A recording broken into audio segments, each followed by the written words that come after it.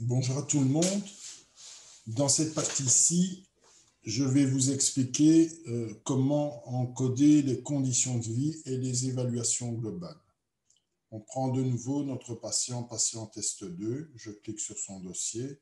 J'ouvre son dossier. Je vais dans les conditions de vie. OK? On va rajouter une condition de vie. Je fais un plus comme d'habitude. La date de l'observation, ce sera la date du jour. L'observation, vous marquerez ce que vous voulez. On vous demandera par la suite le mode de vie. Voilà, vous avez plusieurs possibilités. Vie avec une tierce personne, en famille, vie seule, en résidence-service. Je vais dire que la personne vit en résidence-service. L'état physique du patient, il est semi-valide, non valide et valide. Je vais dire qu'il est semi-valide. Et le matériel utilisé, vous avez un tas de possibilités de matériel qui est utilisé chez le patient. On va dire qu'il utilise des béquilles, vous le soignez, il a des barrières au lit, voilà, c'est suffisant, et il a un matelas non à lèvres personnel électrique, mécanique. Vous dites OK. Votre évaluation, elle est faite. Quand est-ce que vous devez faire cette évaluation de conditions de vie? Simplement à la prise en charge ou quand les conditions de vie ont changé, vous pouvez en refaire une à ce moment-là. Ce n'est pas vraiment obligatoire pour l'INAMI. Je clique sur OK. Vous avez le nom d'observation, la date d'observation, le nom si vous avez laissé le nom, est créé par InfoMyTBDoc, c'est créé par le compte. Ce sera le nom de votre nom à vous, nom de l'infirmière. Je sors de là.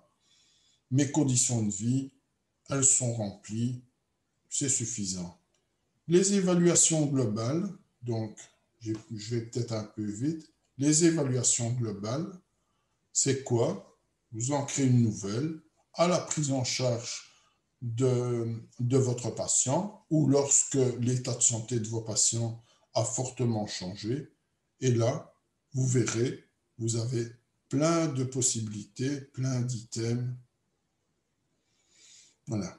Je vais en prendre une au hasard. La communication. Voilà. Le patient, il est agité, il est agressif, il est désorienté. Là, c'est un seul choix. L'état cognitif du patient, il a un état de, comment dire, il fait des pertes de mémoire.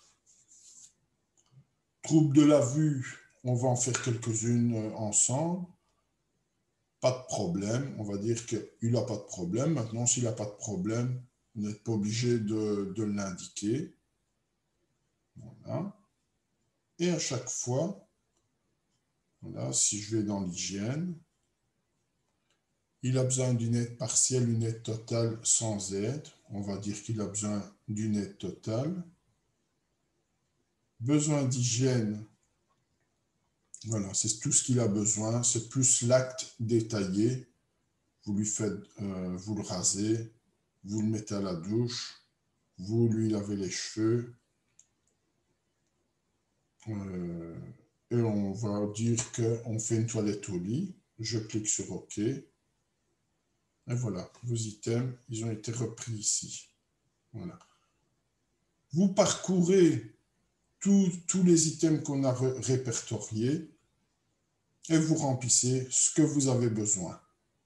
C'est pour votre facilité, ce n'est pas obligatoire. Cette partie-là n'est pas vraiment obligatoire lors d'un contrôle INAMI.